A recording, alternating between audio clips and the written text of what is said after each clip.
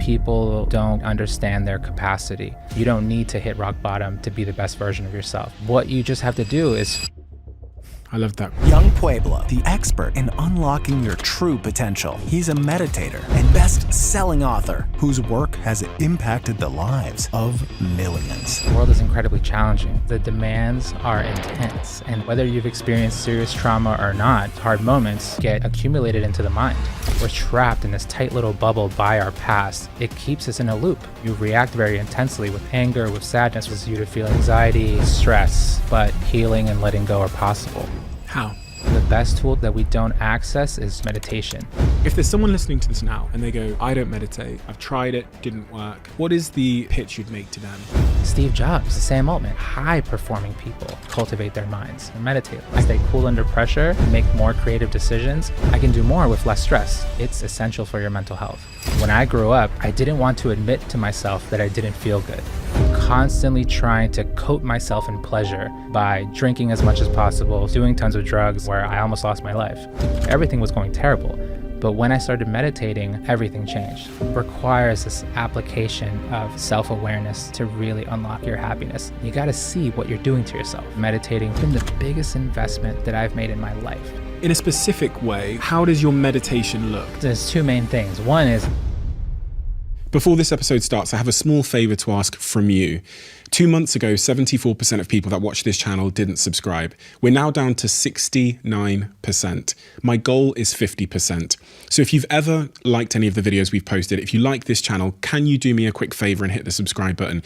It helps this channel more than you know, and the bigger the channel gets, as you've seen, the bigger the guests get. Thank you and enjoy this episode.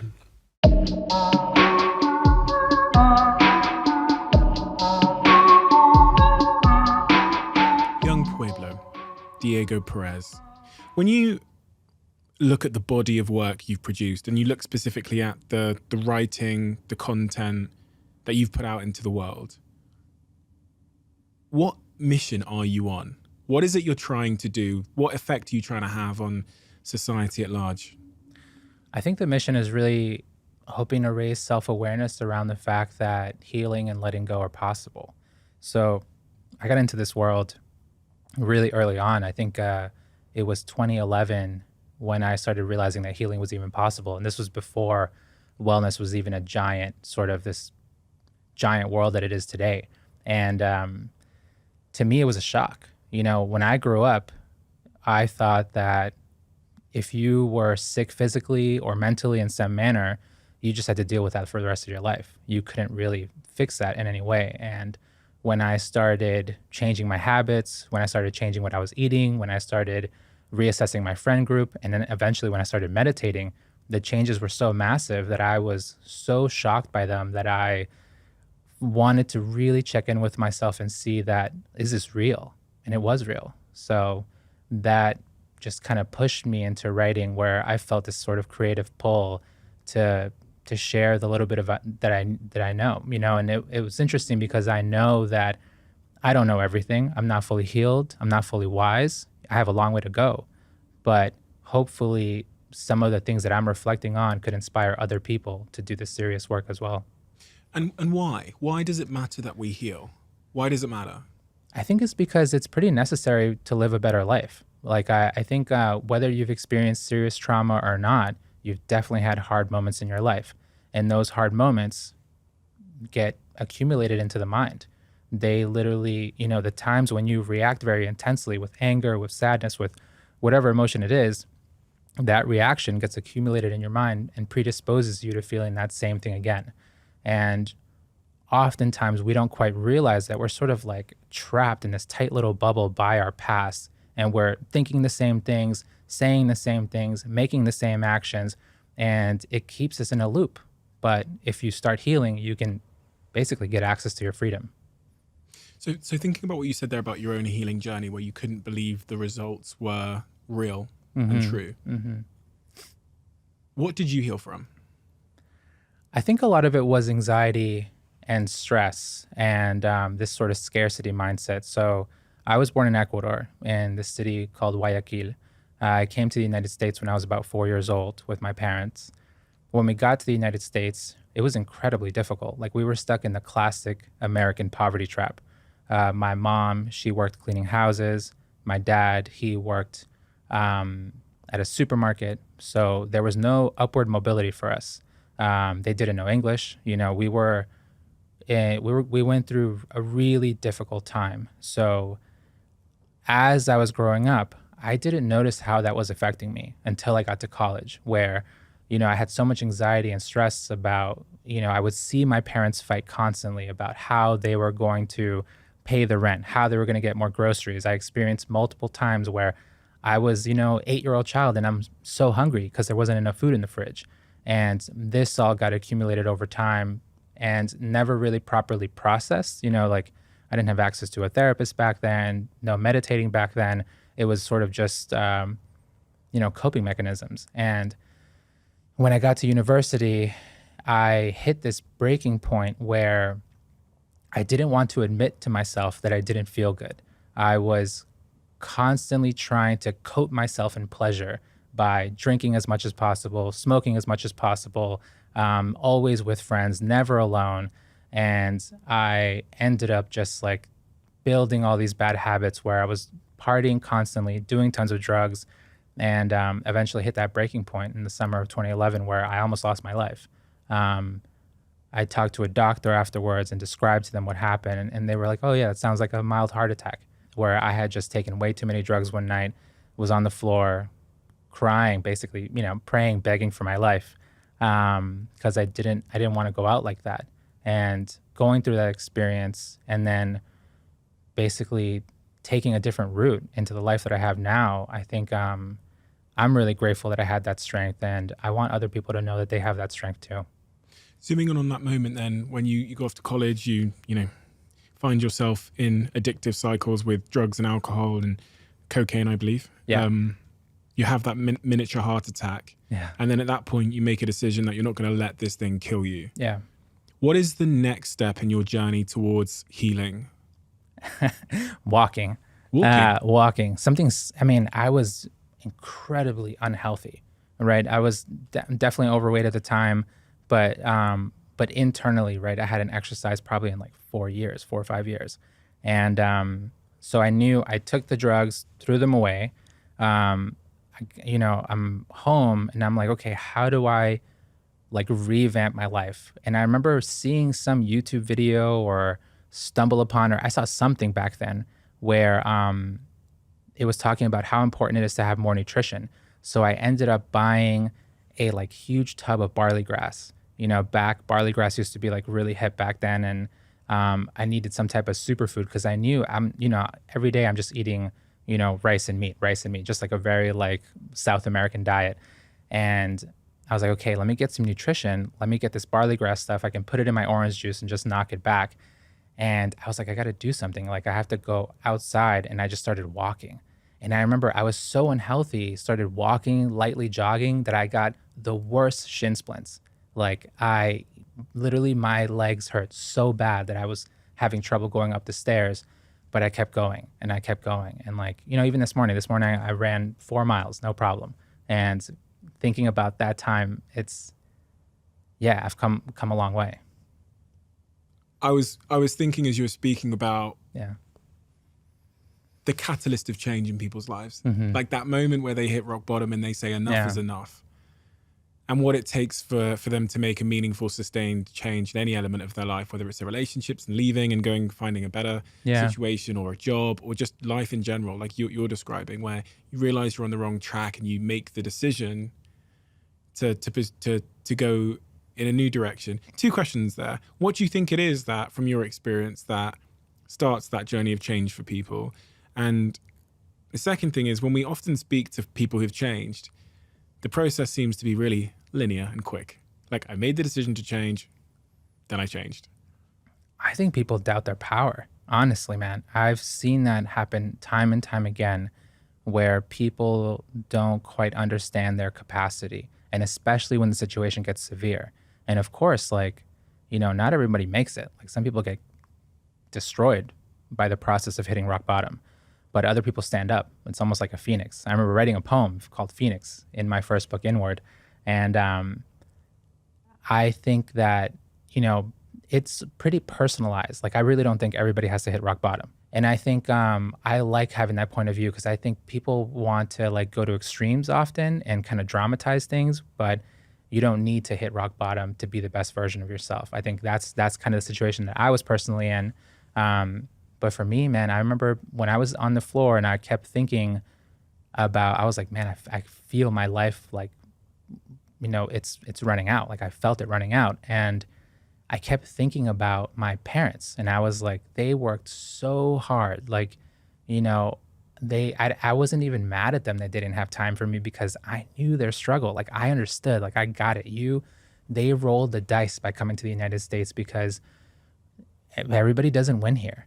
The other major thing, like when the few days after where I almost lost my life, I remember sitting in my room at my mom and dad's house. And this was, I had just graduated from college. It was 2011. The economy was pretty bad. It was hard to get a job at the time. And I remember sitting in the room and I was like, okay, what's the problem here? Like, why, like, how did this almost happen? And it hit me. It was like, oh, is it because you didn't want to admit that you didn't feel good?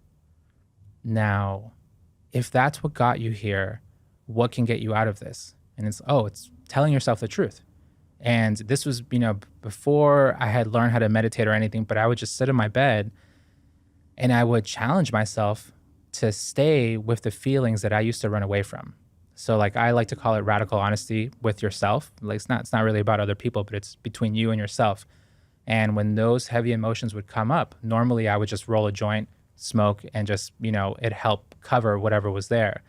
But when the anxiety would arise, when the stress would arise, when those feelings of worthlessness would arise, I would just sit with them. And, first it was a few minutes, then 10 minutes, 15 minutes. And I was like, okay, and I learned a lot.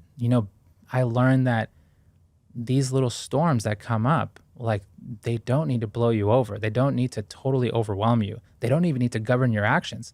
If you just sit there and feel them, you realize they're totally temporary and it's going to be okay. And I didn't know that before until I started challenging myself to just be with that. And I don't really know where that came from. I hadn't really read self-improvement books or seen these things online or anything like that. But I think instinctually I was like, okay, if you were lying to yourself before, now tell yourself the truth. And what does that look like? A lot of the time, it looks like feeling your emotions and not running from them. We don't do that, do we? We distract ourselves. Constantly. Yeah. I was just thinking then, how many of us really know how we're feeling? Like, how many of us really know how we ourselves are feeling? Truly, like, when was the last time, I think for most people listening to this, have you really sat there on the end of your bed or wherever and asked yourself how you're actually feeling, all things considered? What's out of balance? It's rare, but I think it's becoming more popular. I'm pretty inspired by what's happening now.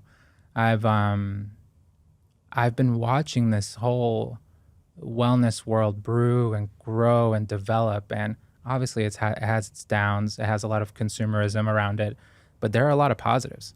And there are just millions and millions of people who are seeing therapists now. There's millions and millions of people who are meditating. And there are millions and millions more journaling, reflecting, building self-awareness, building language around these, newer ideas. Actually old ideas, but that have, come back around. Is that also slightly concerning?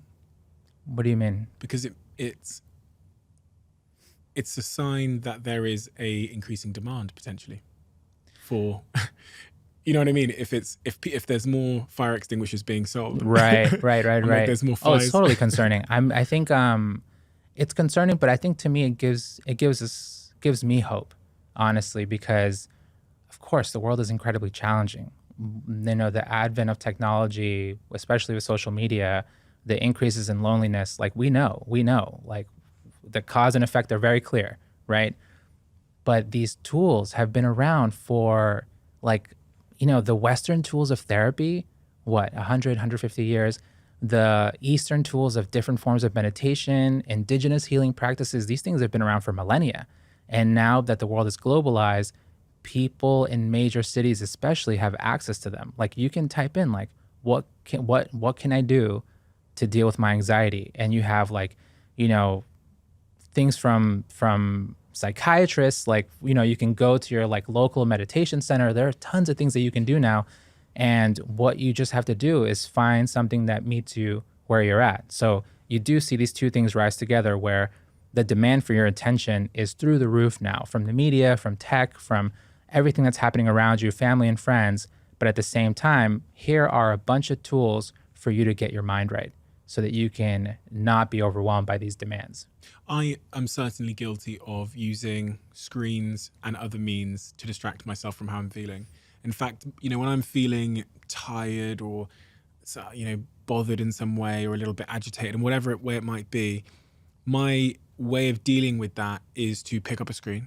Yeah. I was going to be honest. Pick up a screen and either watch something on YouTube, distract myself from the feeling, maybe watch some football, or something else, you know, something else that's probably not so good for me.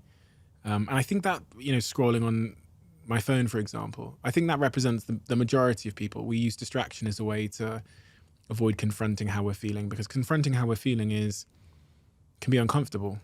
Absolutely. I mean, confronting how you're feeling for a lot of us, that's the gateway to growth, right? So if you're going to be there and stand with your emotions, you either see so much that you want to keep running, or you're like, okay, I'm going to accept this challenge and let's see how I should grow next.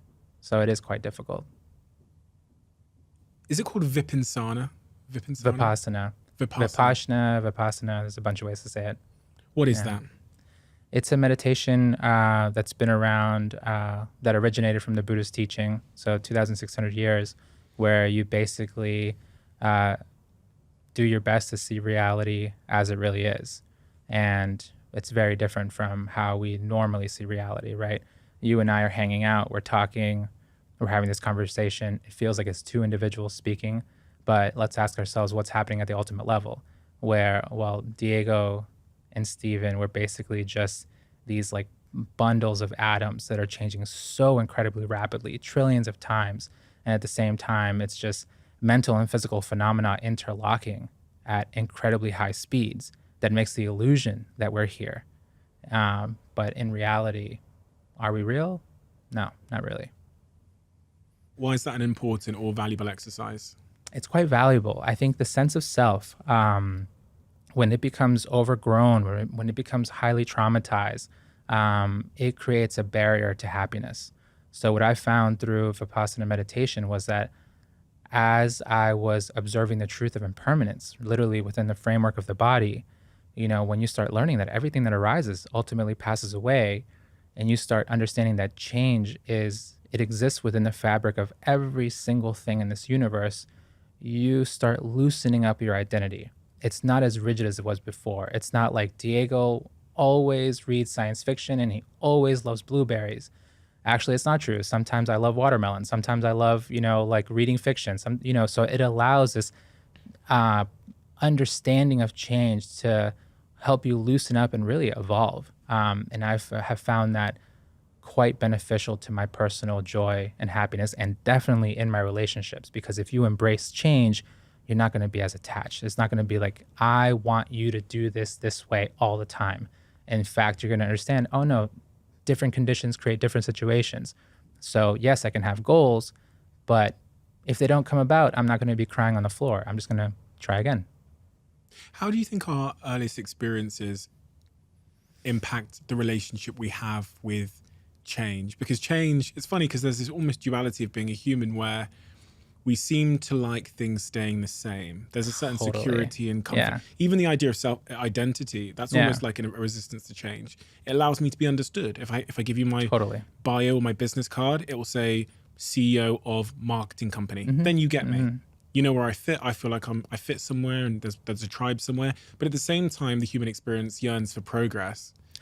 Totally. And we're not trying to have people get rid of their identities, right? What we're trying to do is create a sense of flexibility within that identity, where we don't often see that human beings, we tend to side on the extreme of the apparent reality. That's what I was mentioning before. Like, I am here, you are there, we're speaking to each other. That's apparently happening. But we totally forget the ultimate reality. We totally forget that everything is constantly changing. Even this hard table, it's changing so fast that you can't even witness it. You can't even see it unless you profoundly calm down the mind and start developing your awareness, your equanimity. And you do this within the framework of the body, because when you understand what's happening within the body, you actually understand universal law. You understand what's happening, throughout the universe. And missing that undercurrent of change, missing that understanding that your ego is not this permanent thing, it helps you tremendously so that you're not as attached as you're moving through the world, because we're constantly trying to control everything, control ourselves, control the people around us, control whatever situation we can get our hands on. And what happens when you're just trying to constantly control things? Misery, so much struggle, so much mental tension. And I think that's why embracing change, like your original question, what is our relationship with change? It's a combative one. It's a situation where, we grow up as children and we, all we're focusing on is building our identity, right? When you're becoming little, you're learning the culture, you're sort of taking it all in, and you develop your sense of self. But when you become older, when you're grounded and you have a good sense of identity, you also need to develop an understanding of what's ultimately happening around here. And I think when you get a real taste of ultimate truth, it helps you tremendously. Because I think if I didn't switch around my relationship with change, like I would have no access to peace. It's interesting because you're totally right. When I was younger, I grew up hoovering information that allowed me to survive. And I built my identity around the character that was required to survive in that context. Right. Not the character that would make me happiest in my life or most fulfilled or best in relationships. So what was formed by the age of 18 was this like insecure, shame-ridden kid who would run from relationships because he thought those were prison. And that stood in the way of so many of my goals. It certainly stood in the way of me being really happy, but it also stood in the way of me finding romantic love. Right. And it was unpacking that identity and becoming aware of its existence, and then unpacking it and trying to unlearn it, that allowed me to pursue the things that now make me fulfilled and happy. I'm still not there yet. I haven't really met anybody that is. But I find that really interesting that like we build that identity around survival, and then as an adult at some point we need to like review it. You hit it on the dot. So I think it makes sense evolutionarily. Like evolution wants you to be able to survive. It does not care about your happiness. It does not care about your sense of thriving. But as you come to fruition and you come into being and you're here, you have your sense of identity, you realize that there's so much misery wrapped in the sense of self, or wrapped in your attachments. And to be able to really thrive and to be happy, it requires letting go. I mean, how much stress have you caused yourself, right? There's we have to ask ourselves this. Like, of course, sometimes people get offended by this question, but you have to realize that there have definitely been people in your life who've caused you harm, people who've done terrible things, but it's you and yourself in that mind of yours, right? It's just you. And we don't quite understand how many times we replay the past over and over, and then those same feelings of tension come up again and again, and we have no way to really process that unless we try to actively find some sort of tool that will help us let go. And I think it's really important to just, you got to see what you're doing to yourself. How? Self-awareness, time alone, reflecting, have a good teacher, have someone who can point things out to you that you couldn't see before. I think that's ultimately what a lot of therapists are doing, is like, have you asked yourself this? Have you been honest about this? And similar with meditation, and it's you developing a sense of an ability to observe instead of just judgment. Because constantly when I'm looking out in the world, I'm just evaluating things, giving you this evaluation according to the memory that I have, this record inside of my mind. But instead of constantly just evaluating things, why can't I just observe? Why does it have to be plus or minus? Let me just watch what's happening right now. We're all in cycles, aren't we? Most facets of my life, I think pretty much every facet of my life is in some kind of cycle. Now, some of those cycles are positive. So me working out and going to the gym, that seems to be a positive cycle that I've managed to build. Some people might call that a habit. And then I do have other cycles in my life where I go, that happened, I reacted like that. That was not the reaction that would bring me closer to my goals and fulfillment. I'll try not to do that again. And then the thing happens, and that kind of cycle repeats itself. And in so many, I think about myself, I think about my friends, I think about, even some of my close sort of mentors. I observe those cycles in their life that they're trying to break out of, but they just seem so stubborn. Right. I've lived through so many of those stubborn cycles where for years and years and years, I've known it's a problem. Mm-hmm. I've not known how to get out of it. What advice would you give me or someone else in a situation where we know we're in a cycle, whether it's relationships or work, or how we're responding to things, and we feel stuck in that cycle?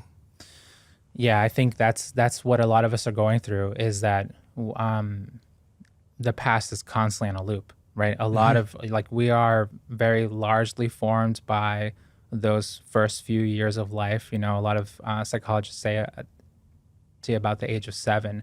I would say it's more. It's every time that you react, it gets accumulated. So those moments of heartbreak, like your first love, your first loss, like all of these things that have really formed your sense of self, they are impacting the way that you're perceiving and the way that you're reacting to the world. And I think for a lot of us, probably one of the best tools that we don't access is just the ability to slow down, is just slowing down, literally just pumping the brakes. And what you just talked about, what you just described, being able to spend time observing, okay, this is what I'm feeling. This is how I want to react. I have this, because initially our initial reaction is pretty rough. It's like the most defensive one, the most survival oriented one. But it's like, okay, that's actually going to make a bigger mess of things. What can I do differently? Like, what can I do to change this play that's happening around me so that I can put a different input and hopefully get a different output? And I think when we slow down, we see that. And that's one of the gifts that I personally got from meditating was I didn't have that ability before. Like, the reaction was lightning fast. Someone said something about me I didn't like, immediately, like hate. Like, I would be so upset, so wanting to control their view of me. And now it's like, let me slow down. Let me see how I would have dealt with this before. What's the most skillful thing that I can do in this moment to to just stay in value with myself, and at the same time just maneuver out of this. Is this even worth my time? Do you need to know where that reaction's coming from? Do you need to know the root cause? No. I think a lot of people get stuck in examining the past and peeling the okay, my mom said this one thing to me one time, and then my dad did this other thing. It's totally valuable to understand your past, but healing happens in the present moment. Those feelings, if you want to deal with your past, you need to be able to create space for the feelings that are coming up right now, because often those feelings that are coming up right now are just echoes of the past. You don't need to know a narrative. You don't need to give a narrative to every single feeling. You literally just have to be able to hold space for them. And when you do hold space for them, a lot of the unbinding happens so that you're not as knotted up inside. You talked about what meditation being critical for you there to kind of slow down and have that space to reflect on how you're responding and so on. In a specific way, how does your meditation look? Is it once a day for 5 minutes? Is it, you go off to a retreat? Yeah. So you learn Vipassana, and this is in the SN Goenka tradition, same tradition that Yuval Noah Harari also meditates in.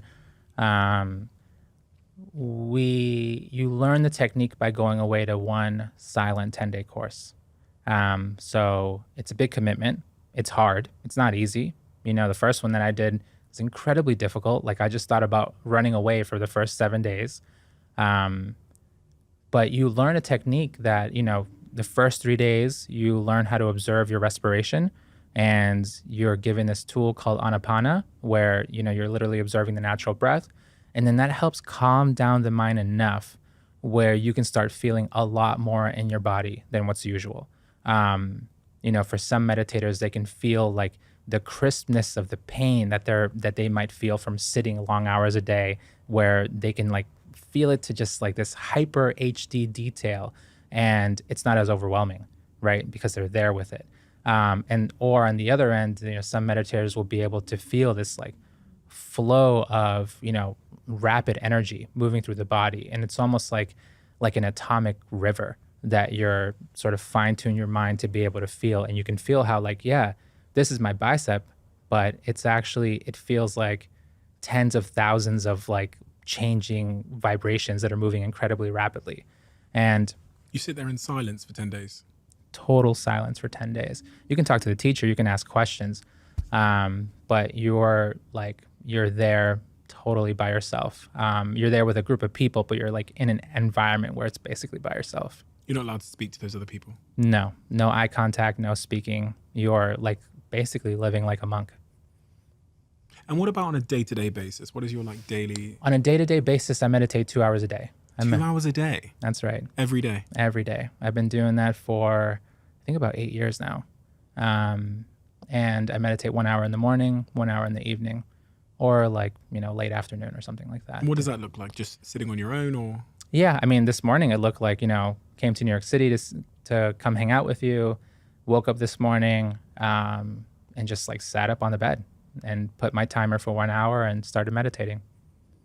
Yeah. But we also, meditate at home. We have our little meditation room where my wife and I meditate, and it's honestly, it's amazing. I know to a lot of people like 2 hours a day, wow, so much time. But I think about it to myself, like how much time do I waste? Like I waste tons of time. Like I get a lot done, but I'm also constantly wasting time every day. And what I've understood is that these 2 hours a day that I've been meditating for the past 8 years, they've been the biggest investment that I've made in my life, like by far. Because it's one thing, you go away to these retreats, and it's incredibly valuable. You can come out totally transformed, but to keep the process going at home, it just adds a deeper element to it that helps you continue evolving. And I think because I've spent that time, my relationship with my wife has flourished because it was rough. Like before we started meditating, there was a 6-year period where we were together, and before we started meditating, and our relationship was chaos. It was like living in a hurricane, constantly fighting each other, constantly blaming each other. My relationship with my parents was very shallow. My relationships with my brother and sister were even more shallow. Same thing with friends, like work, life, everything was going terrible. But when I started meditating, everything changed. Everything opened up. I didn't even know that I should write. Like all of this came from cleaning up my mind, and then like my intuition started waking up, and it was like, oh, try writing. You know that you don't know everything, but share the process.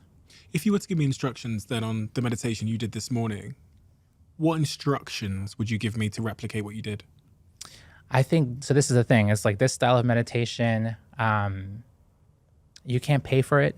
You can't like get it off of a YouTube video. Like you have to go to a 10-day course, because it's not, I can tell you the instructions, but do you have enough of the cultivated qualities to be able to actually deeply feel the body? Like that's why it's a step-by-step. That 10 days is literally like one giant guided meditation.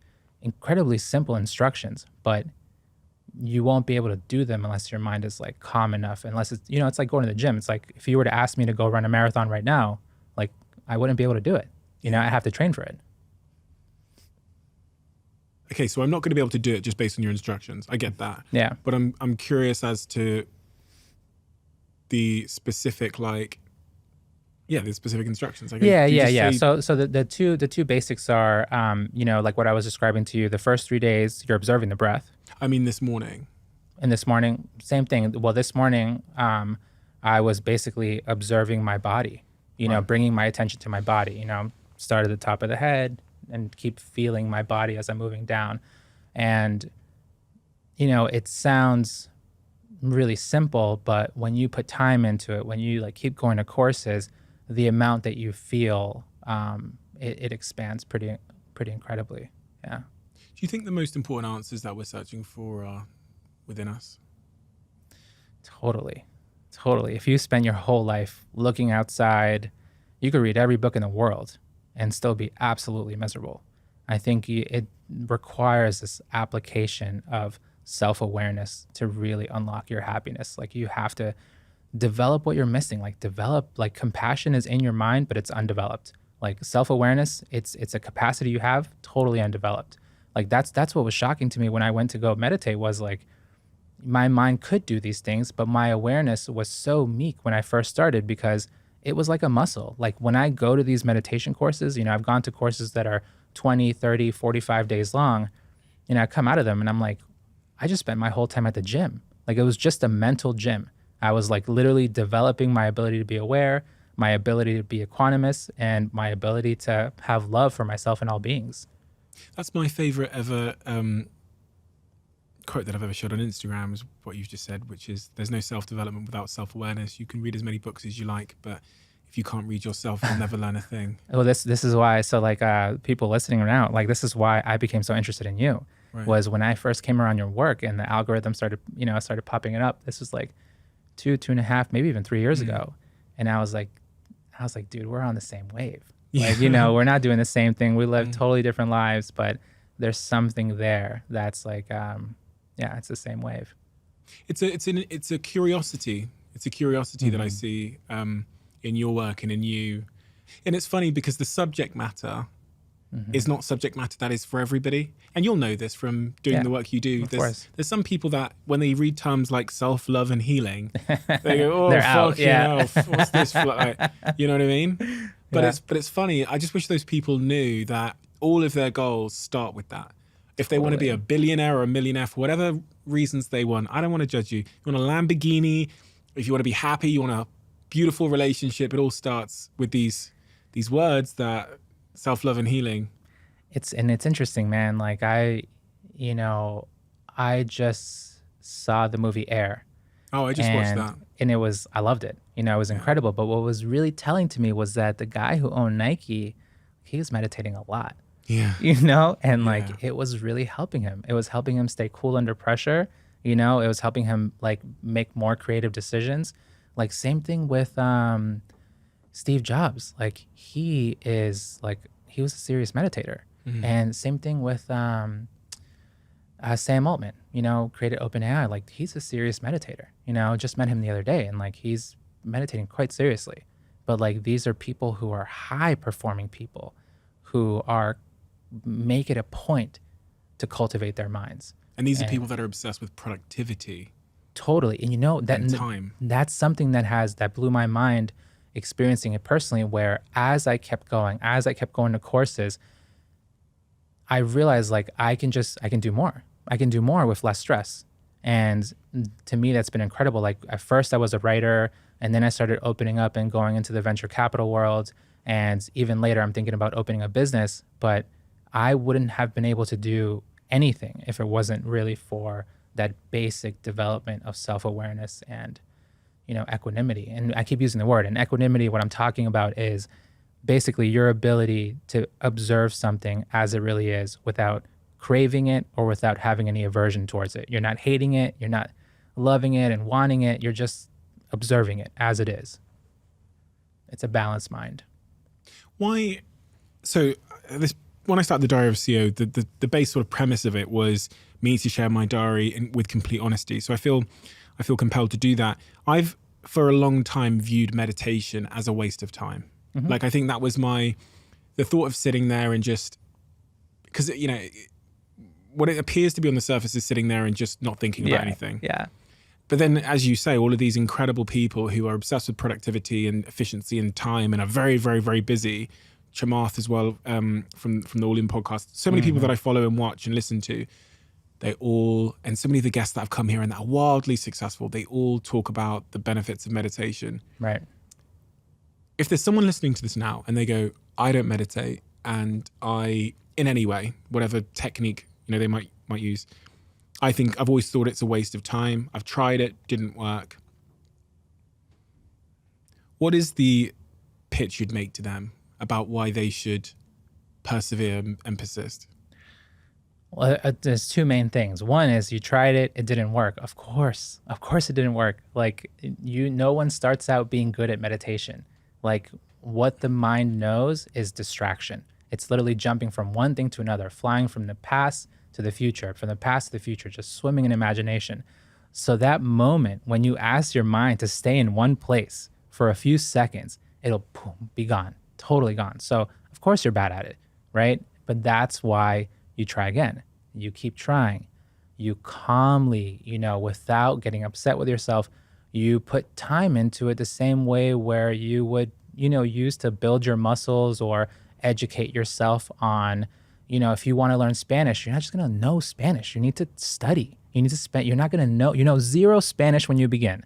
And you put 4, 5, 6 years of serious work into it, and you get really good at Spanish. It's the same thing with meditation. So one thing is accept that it's going to be extremely hard in the beginning, and it will humble you because you're like, damn, I suck at this.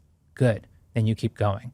And the second part of it is it's an investment. You're making a huge time investment that produces incredible results inside of you in the way that you see the world, in the way that you talk to people, in the way that you create whatever it is that you want to give to the world. But you have to give it time. You have to give it time to really be able to see the results. Maybe at the very crux of this, I was thinking as you were speaking then, people do what they want to do. And most of the things they do because they want to do them are because they are clear on the reward of doing it. Totally. Think about human behavior. Like I went to the toilet. I was clear on the results of going to the toilet and also not going to the toilet. So I went to the toilet. Yeah. The results of not going for a wee before you came here was I would urinate in my pants. So I did Yeah. it. I ate breakfast this morning because I was clear on the upside of that. And also I had the urge to do it. When we think about meditation, when I think about the equation of why people do things, the bit that I think a lot of people aren't clear on is that first part, which is like, what is the upside? Yeah. I can take your word for it. Yeah. I can take a lot of very credible people's word for it.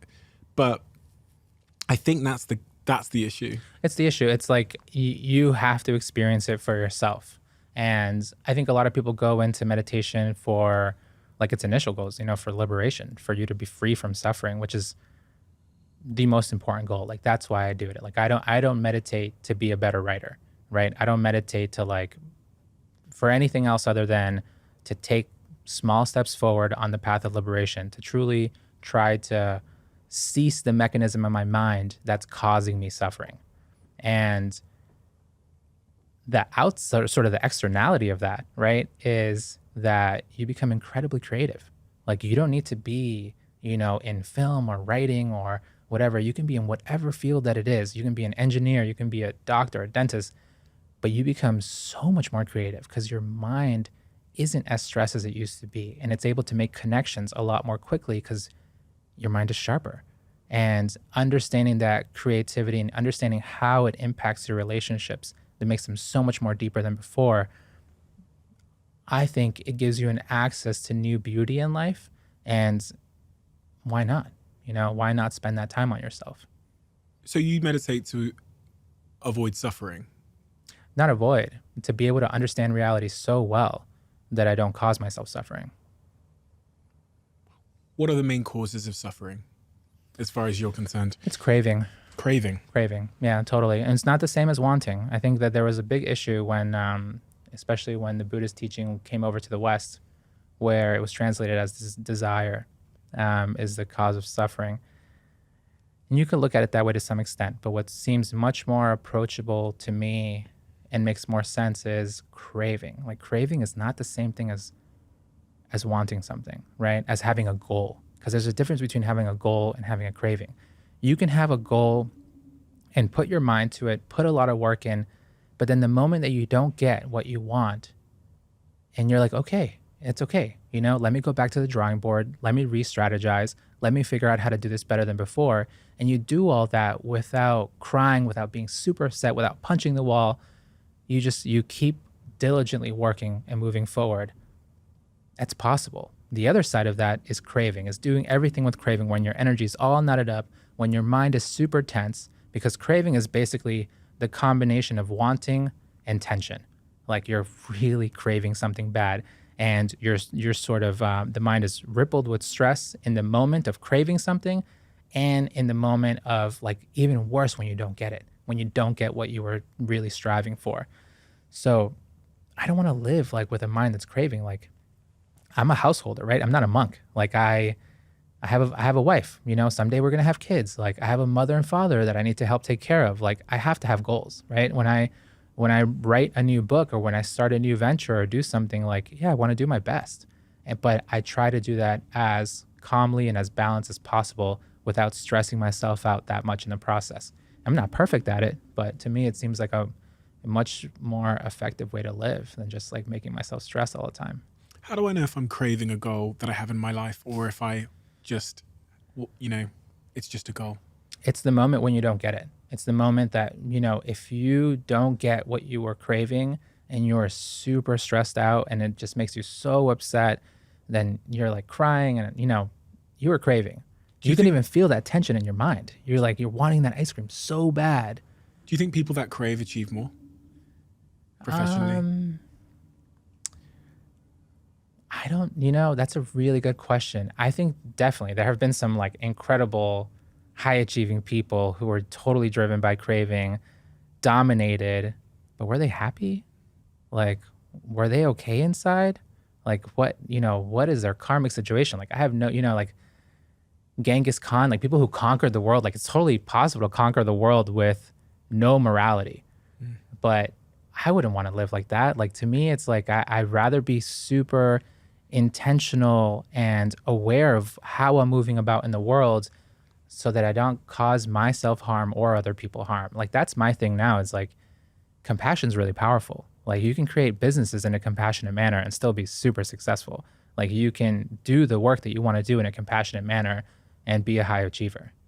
That intentionality around your goals, it's something I think I've struggled with for the last 10 years, is being clear with myself and why I have certain things as goals. Yeah.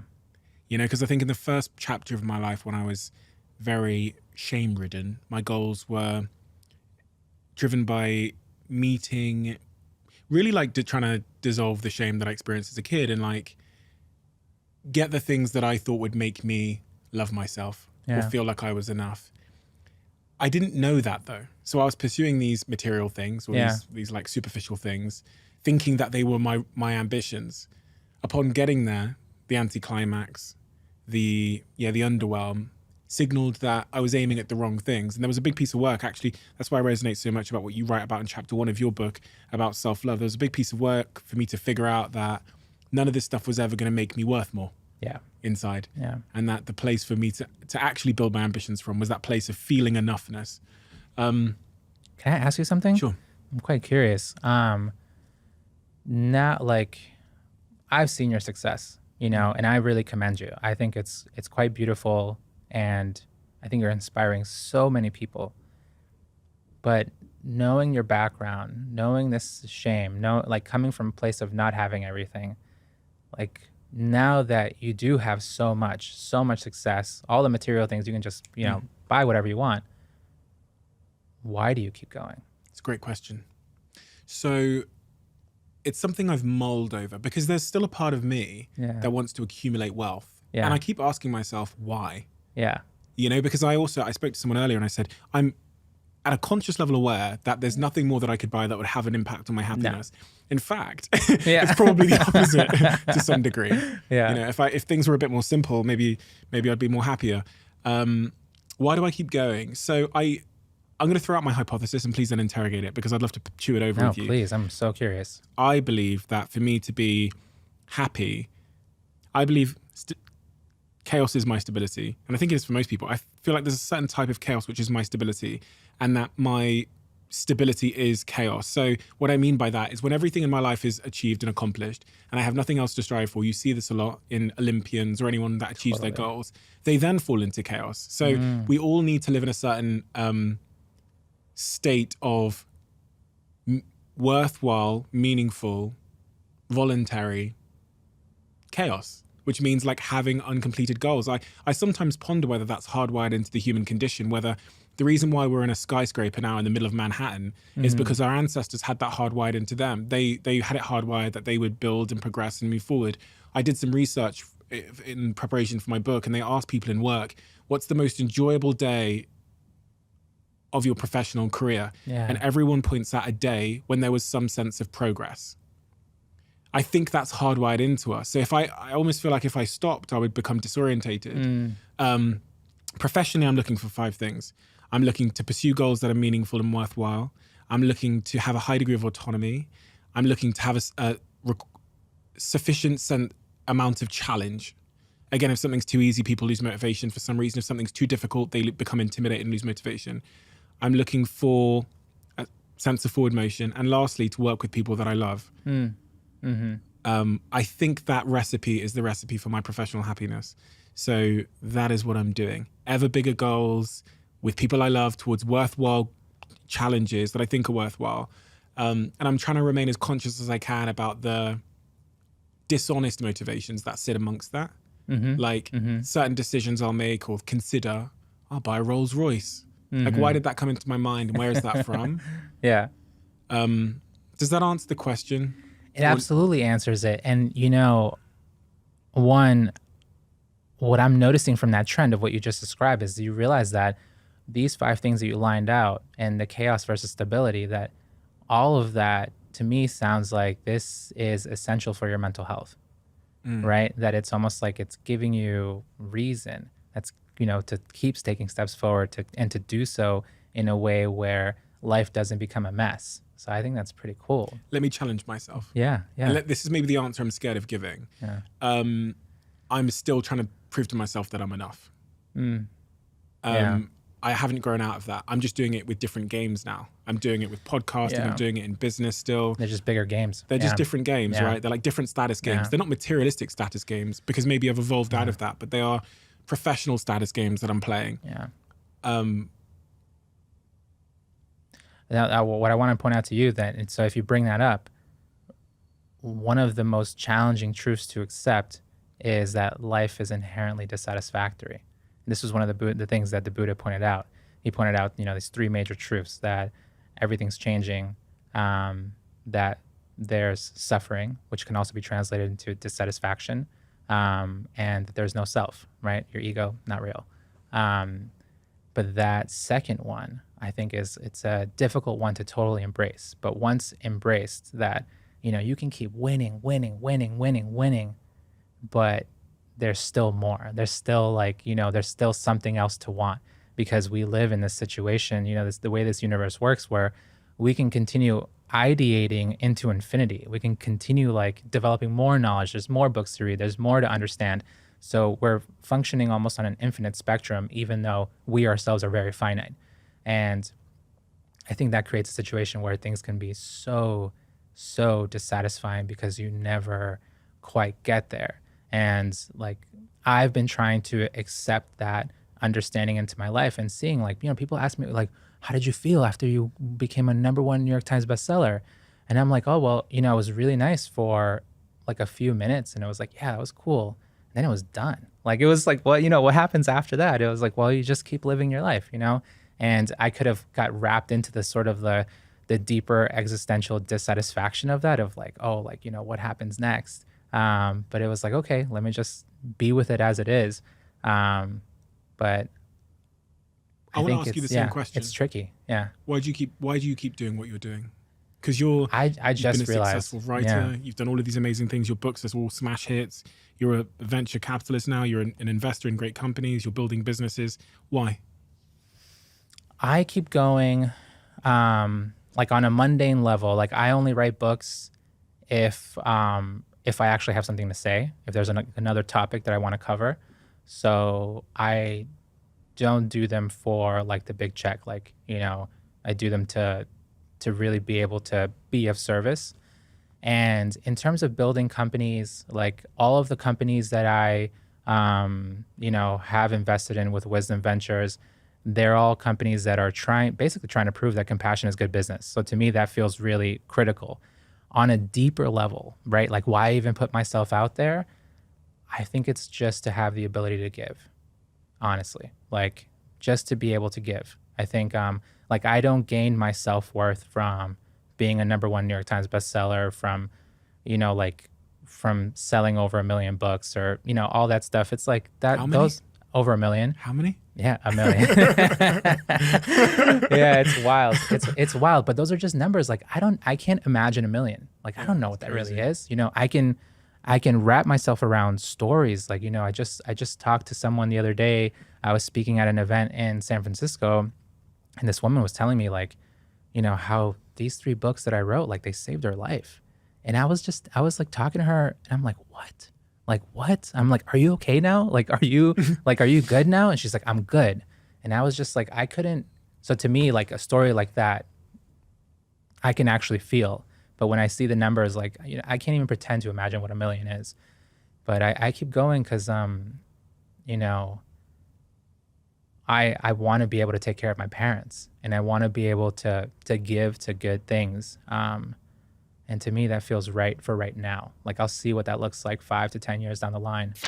Quick one. I'm so delighted that Whoop are now sponsoring this podcast. I've worn a Whoop for a very, very long time, and there are so many reasons why I became a member, but also now a partner and an investor in the company. But also, me and my team are absolutely obsessed with data-driven testing, compounding growth, marginal gains, all the things you've heard me talk about on this podcast.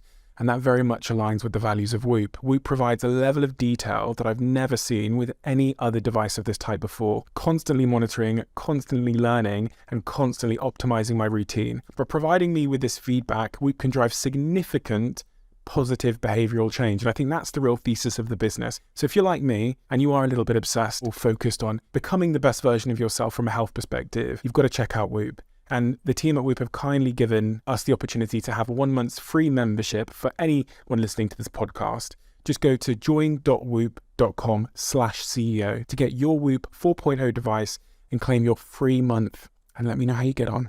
Right now, I'm incredibly busy. I'm running my fund where we're investing in slightly later stage companies. I've got my venture business where we invest in early stage companies. Got a third web out in San Francisco and New York City where we've got a big team of about 40 people and the company's growing very quickly. Flight Story here in the UK. I've got the podcast, and I am days away from going up north to film Dragon's Den for 2 months. And if there's ever a point in my life where I want to stay focused on my health, but it's challenging to do so, it is right now. And for me, that is exactly where Huel comes in, allowing me to stay healthy and have a nutritionally complete diet even when my professional life descends into chaos. And it's in these moments where Huel's RTDs become my right-hand man and save my life. Because when my world descends into professional chaos and I get very, very busy, the first thing that tends to give way is my nutritional choices. So having Huel in my life has been a lifesaver for the last 4 or so years. And if you haven't tried Huel yet, which is, I'd be shocked, you must be living under a rock if you haven't yet, give it a shot. Coming into summer, things are getting busy. Health matters always. RTD is there to hold your hand. What do you think makes a good partner broadly? I sat here with Simon Sinek and I threw out the idea that, because I think when I was younger and maybe a bit more immature, I had this kind of like superficial list. Yeah. Brunette, this size, whatever. And as I matured a little bit, I tried to consolidate that list into like the non-negotiables. I landed on intellectually stimulating, which I think is kind of what you've described there, where you can have that kind of intellectual conversation and build and grow intellectually together. This one's a bit of an interesting one. They make me better at what I do, my mission. Yeah. They support that in whatever way. And I have to say that's something that you have to be willing to reciprocate. And then the third one is sexual attraction. Yeah. I didn't say physical attraction. I was very specific about having to have sexual attraction. Simon Sinek added one. He said it's 3 + 1. He said the one you need on top of that is timing. So he calls it, and concluded it was 3 + 1. Anything else you would add to that in terms of? I would actually simplify it. I think it comes down to the intuitive click. I think that there are some people, like when my wife and I, when we physically came across each other, you know, she was 18, I was 19. She was a freshman, I was a sophomore. Like literally from the moment that we met, we both come from very different backgrounds. Like I grew up in the city, she grew up in the burbs. Our idea, right, like our like list of like what we wanted in a partner was not each other. We were like, but there was just like this incredible pull to just like discover like, who is this person, you know? And like we spent like 2.5 months being friends. And then the moment that I saw that other guys were trying to pair up with her and be their boy, you know, get together with her, I was like, oh no. I was like that. And then I realized my deeper feelings. And I was like, no. I was like, I actually have feelings for you. I want to be with you. And, did you come out of friend zone? Like, yeah. Basically came out of the friend zone. The first guy to ever make it out of friend zone. Oh man. But I think it's the intuitive click plus the willingness to grow. I think that's what really can make a relationship healthy and productive, because like we're all in different starting points, but if you have the willingness to grow, like I'm here Like, I want to learn from myself. I want to learn from you. Like, how can we both do this better? I think that you can make real magic from that. When you encountered challenges in your relationship, what was the root cause of that? Or what was missing? I mean, between the two of us, if you were to add up how much emotional maturity there was, it would be zero. Like during that time, like zero self-awareness, zero emotional maturity. Like if one of us got upset about whatever, whatever it could be, it would immediately be finger pointing, like, this is your fault, like, and this is why you need to change. And if you change, then I'll be happy. But when we started meditating, we started realizing it was like, oh, wait, this isn't about you at all. This is between me and myself. And I'm actually just taking these dense emotions and allowing narratives to be built around them that somehow just take the blame away from me, and so that I take no accountability. And it was rough, man. Like when we first got together, like the connection was there, but there was no willingness to grow. There was no emotional maturity to really hold it. So we were like constantly fighting. We'd break up, get back together, break up, get back together. And it always felt like we were at square one. Like we were never really like flowering and blossoming together. And when we started meditating, we started noticing like our fights got a little calmer, right? The screams got a little lower. And we started, and the switch was very slow, where when the fight would happen, it wasn't like, you did this, you did that. It became, how do you feel? Like, what's happening? Like, what are you seeing? And then I explain what I'm seeing. And it's like, we're trying to understand each other's perspectives as opposed to making each other say sorry and like winning the argument. It went from fighting as a thing for victory to like fighting as a moment that we can develop understanding. Like, what's happening with you? Let me tell you what's happening with me. You and her against the problem. Yeah. Versus you versus her. Totally. That's really rare. That's so rare. Yeah, no, and same thing. Like, we're not perfect. We still argue, have conflict, but it's way less dramatic than it used to be. The first chapter in your book is about self-love. Your newest book, Lighter, is about self-love. The subtitle here is Let Go of the Past, Connect with the Present, Expand the Future. Self-love, what does that actually mean? That just means loving myself, right? No, there's a lot more to that. Come on, Steven. Trying to play devil's advocate here. Yeah, no, I think when I started asking myself the same question that the whole internet was asking itself back in 2015, 2016, when self-love just burst onto the scene. Like, I don't know if you remember that time, but on Instagram, like, everybody was trying to explore, like, what does self-love really mean? And I asked myself the same question back then.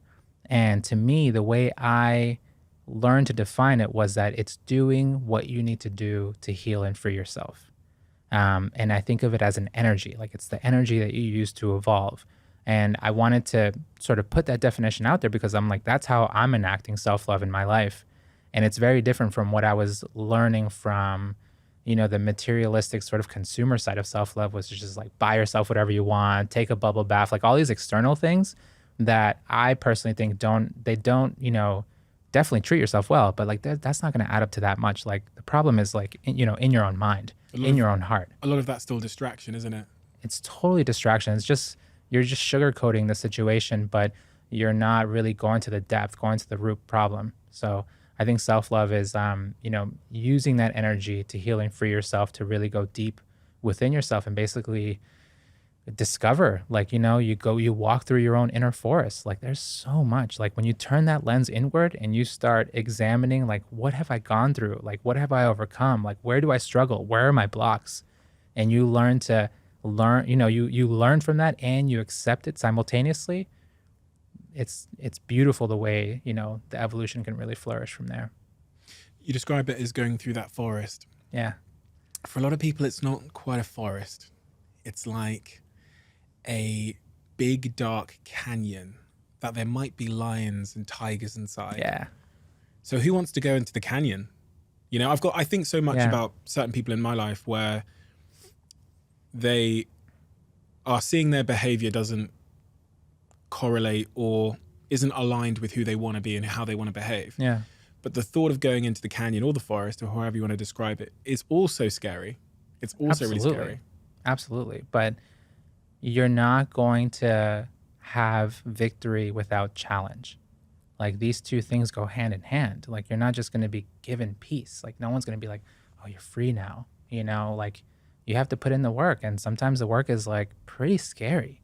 To really go in there to like sit there with yourself while all this anxiety or like panic attack energy or like whatever it is, like this deep stuff starts coming up, and you're with yourself and you're calm and you're patient and you're loving yourself through it.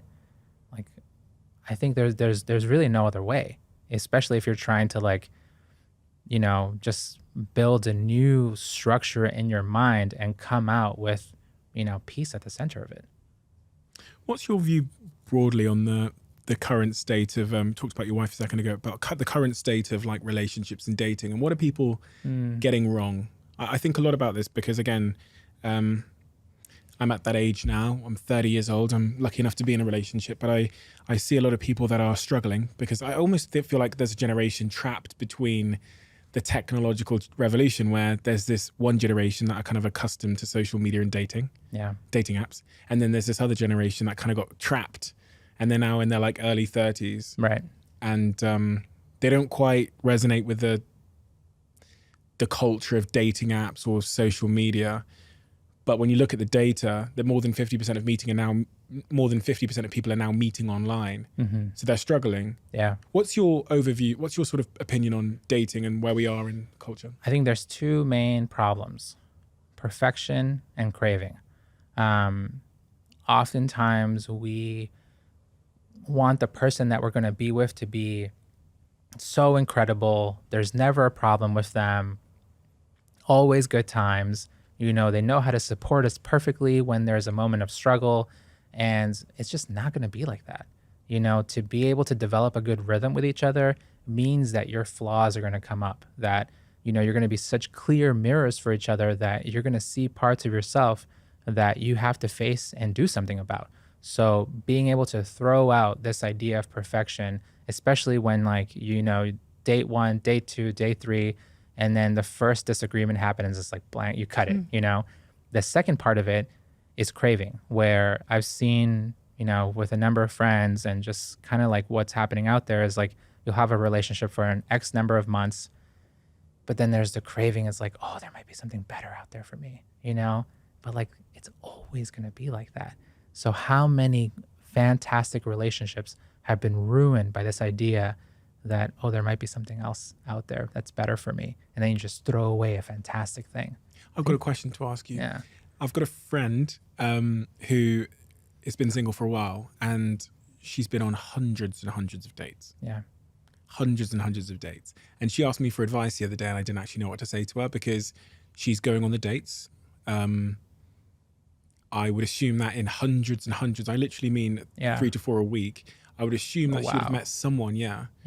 And, I wasn't necessarily sure what to say to her. I almost think about it like a marketing funnel where I think there's different, in marketing, you have, at the top of the funnel, you have awareness. Mm-hmm. And then as the funnel gets thinner, so you might awareness might be just like impressions on social media. So you might get 1 million impressions, 1 million guys or women that you see, interact with, come across.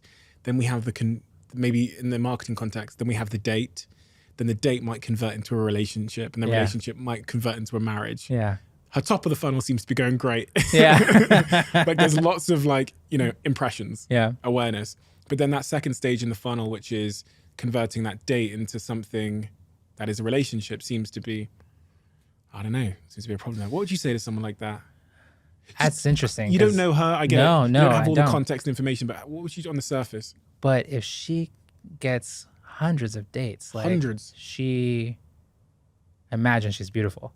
Like she's beautiful. Yeah. And I think that there needs to be two things. Like there needs to be self-analysis on her part. Like what is going on, right? Because I'm sure out of those hundreds, like there's probably a few people who are like ready to, build something. There must be, let's build something together. Just if you're playing the game of numbers, like there's definitely someone who's like, let's go on a second date, a third date, let's go on a trip, let's, build something together.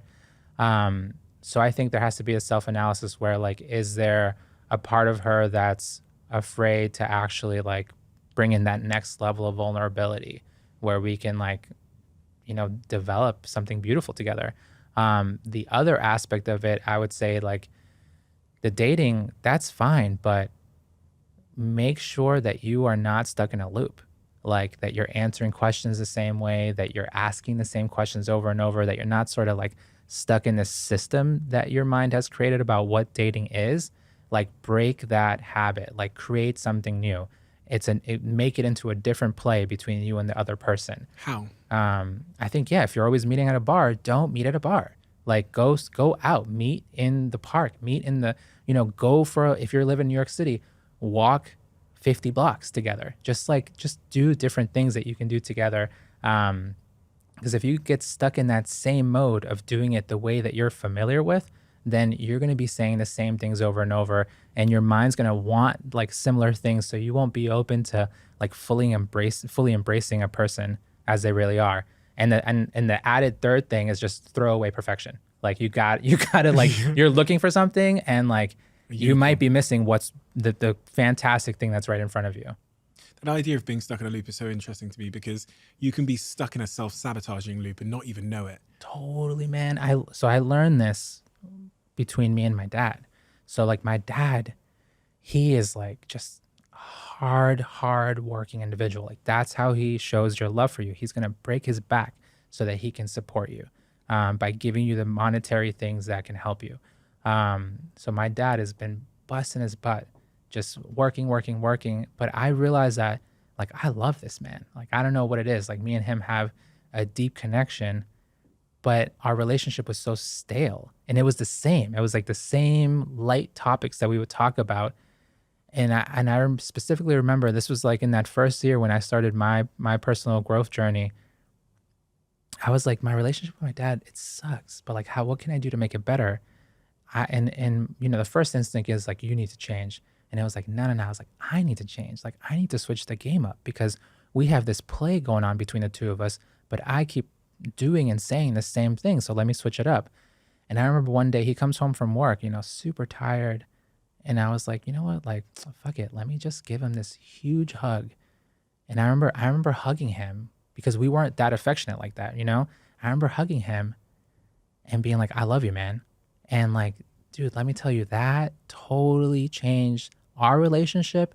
And it was, I don't want to give myself too much credit, but there were a lot of things happening inside him, but he's changed a lot since that. Like he used to be hard like a rock, and now he's so open with what he feels.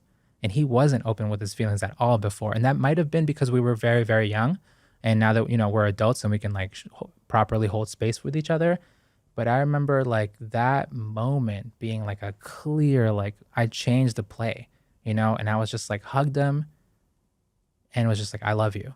And now, we text each other all the time, and it's deeper, and we're solving problems together. Like we solve family problems together where like that, it wasn't quite like that before. And like he cries, I'll hold space for him, and it's a real relationship. And before it was just totally surface level. Had you not done a lot of work, would you have been in a situation where you could have given him that hug and said those words? I think with courage, yeah. And I think just with slowing down and being able to observe, because like at that time I hadn't done a lot of work. This was like 2-3 months after I almost died. And I just, was examining, like spending time with my emotions and examining like, what am I doing like with my wife? Like what's going on? Like, why does my relationship with my little sister suck? Like, what more can I do? And then when I came to my dad, I was like, yo, like, our relationship is stale, and I want him to know how much I love him, because this man works so hard. Like he should know, he gave me life, and I'm so grateful. Why didn't you say that sooner? I think because my mind was like, my attention was totally consumed on running away from myself. And that's what made me hyper self-centered at that time. Like I was only worried about what I craved, only worried about what I wanted to watch on TV, what I wanted to eat, what party I wanted to go to next. And like I didn't have the mental space to actually like think about other people well. It's a lot of distraction, it sounds like. Totally, totally. A miserable period. I can relate in a tremendous way.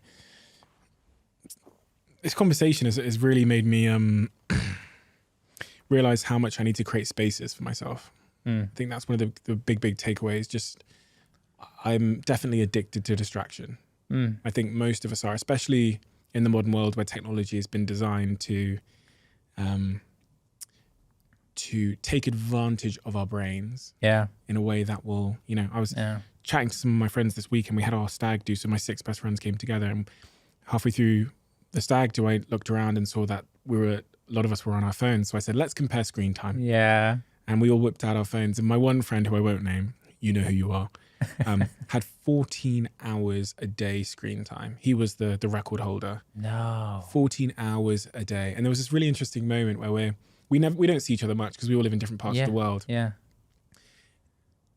And we all just started roasting him because he was on his phone the entire time. We'd gone jet skiing, we'd gone this, and it wasn't just him, it was most of us. But the thought that you could be with your best friends on planet Earth and still be spending 10 hours a day on your mobile phone is something. And I remember we went to a restaurant and I looked over at the table behind us and one guy was watching the basketball. We're in a restaurant. It's 9 p.m. at night. One guy's watching the basketball on his phone. There's a date across from us. Both of the people on the date were on their phones.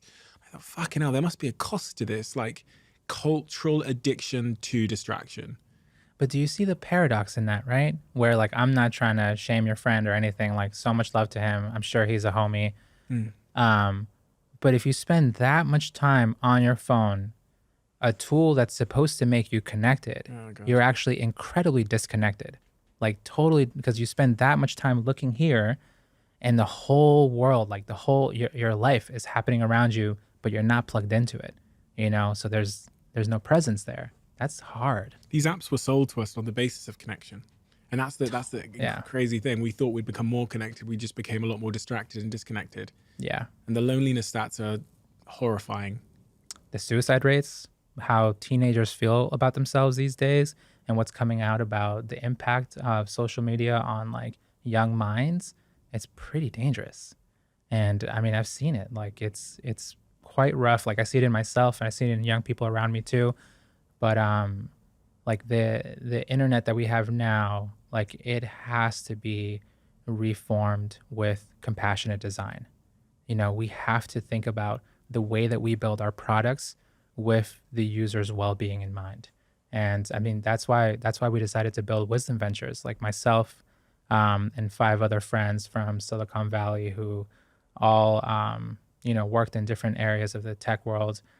We came together and we basically wanted to create a venture capital firm that focuses on funding pre-seed and seed companies, so brand new startups, but that are intentionally building their products in a compassionate manner. Like when whatever it is that they're trying to do, whether it's in the well-being space or not, they build in a way where they think about the user and they think about the mental well-being of the user. Like, are they going to be hurt using this program?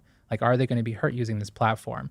And let's make it in a way where it provides the service that they want, but, keeps them sane and balanced as much as possible. In a society based on speed and productivity, moving slowly is a radical act. I love that quote, chapter 8 of your book, in the chapter about challenges during healing.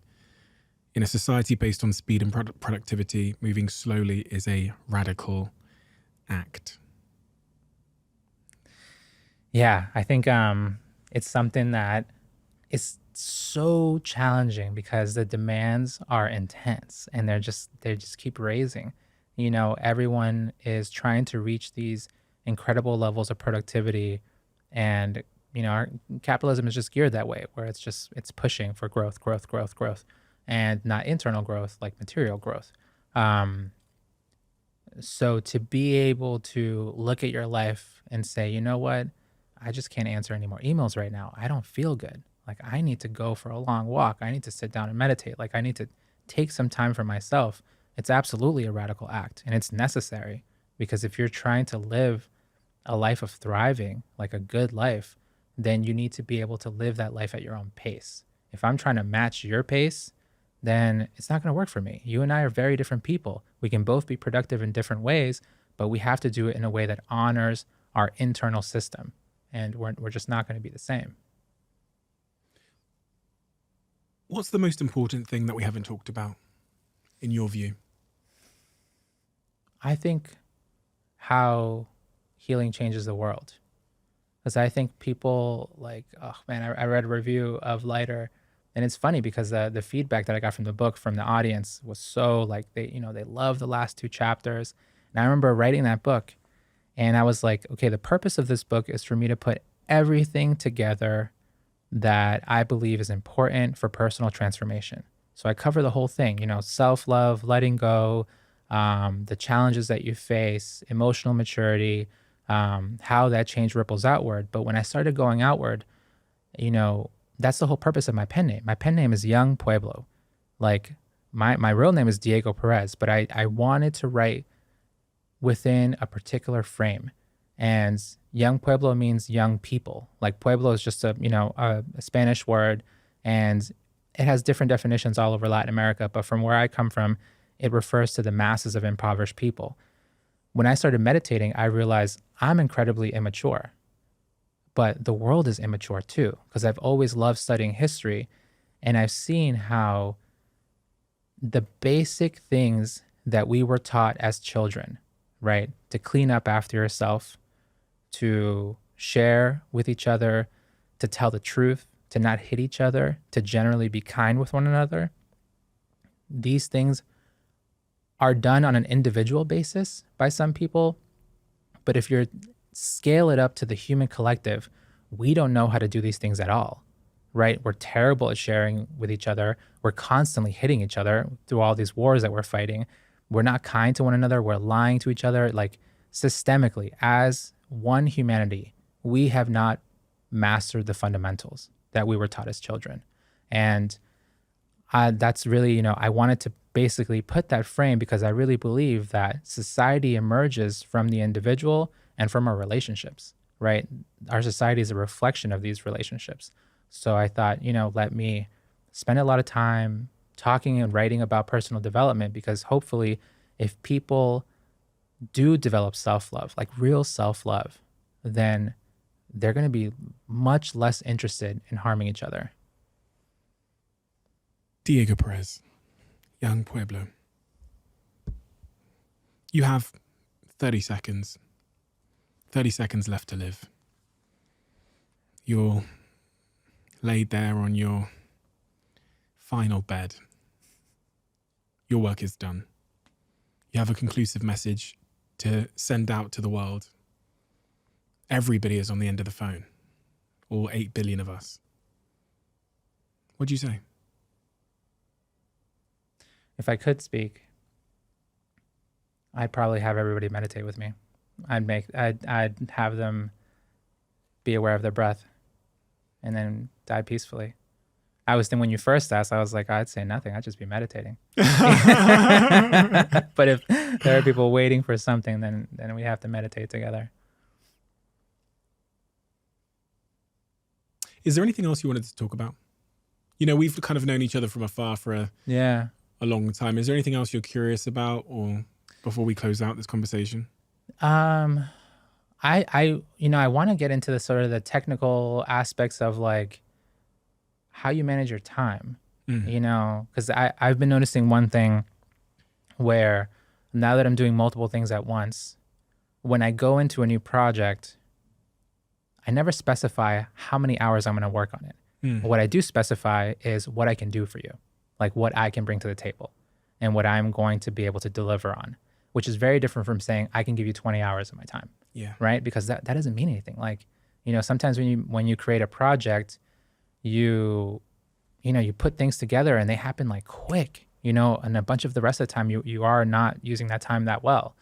And I found that to be really useful to just say, this is what I can do for you, but not how long I'm going to work. And also never be in a situation where someone's my boss. Like it's always equal partnerships. I think that makes a ton of sense. Yeah. Is that what you do too? So these days I I guess I do both. So if I'm going into a new partnership or an investment, I want to be very clear because I know expectations are the root cause of all unhappiness in business and in any form of relationship. I want to be super clear on the expectations. So what I'll deliver, but also clear deliverables in terms of like time. Like when? Yeah. And I know that my time is Nice. literally the most scarce asset that I have. Like right now, before you arrived, I'm being hounded by several members of my team for urgent things. They're telling me that if I don't deliver X, Y, and Z on my book today, then we'll have to move the publication day beyond August. At the same time, I said something, all of these things in my head. And then I have to say the most important thing is just this idea of who, not how. I think a lot of people, especially entrepreneurs, get caught up in trying to figure out how to do stuff. But the big unlock for me after meeting certain entrepreneurs and spending time with Richard Branson and great people is those people default to who, as in who can do this versus trying to figure it out or do it myself. And I'm very lucky now to have great teams of people where it's meant that I can spend the time I do have on the small thing that I'm good at and that only I can do. And that's like really my strategy to life. It's like there's a small thing that only I can do that I'm specifically good at. Let's try and spend all 16 waking hours doing that thing if I can. Yeah, but it's a mess. And that is the most important thing I could probably say. It is a total mess. I hear about all these successful people or business people and there's like, 30-minute routine and I have this time blocking technique and blah, blah, blah. I can't. Yeah. I can't. Yeah. I mean, my life is a mess. It's a balanced, chaotic mess where each element of my life kind of shrinks and expands in priority and attention as I go through different seasons. Right now I'm in a season of work because I'm filming a TV show and then I'm doing this. This is my week off and I'm back to filming the TV show. So where's my partner and all of that? After the TV show's done, I'll be back with my partner and we'll go on holiday. So that will expand. I'm okay with it being a mess. Yeah. I think I've one of the things I'm most grateful for is I never believed in what you said, which is perfection. Yeah. I never believed it. I saw all of my idols and the way that they're portrayed in interviews and stuff is like these superheroes or whatever. I'm a total mess in so many facets of my life. And I always believed that that was both okay and enough for me to achieve what I wanted to do. That's really helped me because perfection creates that sense of inadequacy, doesn't it? It totally does. That's beautiful to hear because I've been learning that like I can do it my way. Yeah. Like the same thing that you were just saying, Yeah. I can do it my way. I don't have to be like the people around me. I can learn from them, have role models, but I don't need to be exactly like my role models. I can just, just figure out how to, achieve well in the way that works best for me. And I think coming to peace with the fact that, there are just some things that I'm good at and other things that I'm not. Amen. And like when there are some things that you're not good at, like I don't need to get an MBA. I need to hire out an MBA. Yeah. Like I don't It's that who, not how. like I'm good at marketing, I'm good at vision, I'm good at writing, and I can meditate. That's all I can do. And that is more than enough. Yeah. And especially if you're good at those and you just focus on those things, you're going to be in that, irreplaceable category of people that can do that. Yeah. And the world needs that. Some of my best teammates are like fundamentally, including myself, some of the best people that work in some of my companies are fundamentally bad at critical things. They're not good managers. They're unorganized. They're a mess. But they are the most incredible creatives.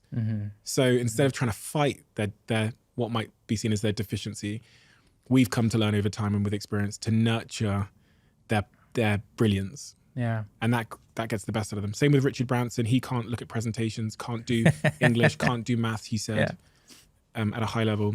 But he's built one of the most incredible companies in the world. We have a closing tradition on this podcast where the last guest asks a question for the next guest, not knowing who they're going to leave it for. And the question left for you is, what is your rich life? My rich life would be being able to meditate as much as I want, to do more of these consecutive long courses and still be able to amply support my parents, like take super fantastic care of my wife and, my children's, or if my, siblings or my wife's siblings or parents need support, that I'm just like, I can just give without any sort of worry. And being able to, sit is what, we call it, being able to meditate and still be able to give without worry. I think that's the place where I'm trying to get to is, I've had a lot of success, but I also know that I'm still in a building stage. Like I'm still growing. Yeah. That's very beautiful. All your work is very beautiful. It's the way I would describe it is it feels incredibly refreshing to hear someone that has such a, what I feel like is such a pure perspective about the path to becoming our aligned, happiest self. Like meeting you makes me feel refreshed. It's almost like you've cleaned out a bunch of stuff in my head that needed to be cleaned out for me to get closer to the happiest life that I could live. That's the way that I would viscerally describe it. And that's exactly what your book is. I mean, that's what it's called, Lighter. After meeting you and after having this conversation, I feel inherently lighter. This is what the book does to people. It makes them feel lighter. What a perfect title. What a perfect title, because that's exactly how I feel right now. It's a pleasure to meet you. It's a pleasure to talk to you. Thank you for doing such necessary work. And I'm so excited to follow your journey through entrepreneurship, but also through publications like this one over the next many, many decades. Thank you so much, my friend. It makes me feel so happy that this moment finally came together, and that, just watching you from afar, like I've been appreciating you all along the way. And I've been, supported by the wisdom that you've been putting out there, but to also see you act and create in the world, to literally, create things that people can benefit from, like that's beautiful. And I'm happy to see people doing both. Like you can grow as an individual and, be effective and supportive in this world and give people things they need. Yeah. So thank you. Thank you. Quick one. As you guys know, we're lucky enough to have Blue Jeans by Verizon as a sponsor of this podcast. And for anyone that doesn't know, Blue Jeans is an online video conferencing tool that allows you to have slick, fast, high quality online meetings without all the glitches you might normally find with online meeting tools. And they have a new feature called Blue Jeans Basic. Blue Jeans Basic is essentially a free version of their top quality video conferencing tool. That means you get an immersive video experience that is super high quality, super easy, and super basically zero fuss. Apart from all the incredible features like 0 time limits on meeting calls, it also comes with high fidelity audio and video, including Dolby Voice, which is incredibly useful. They also have enterprise grade security so you can collaborate with confidence. It's so smooth that it's quite literally changing the game for myself and my team without compromising on quality. To find out more, all you have to do is search bluejeans.com and let me know how you get on.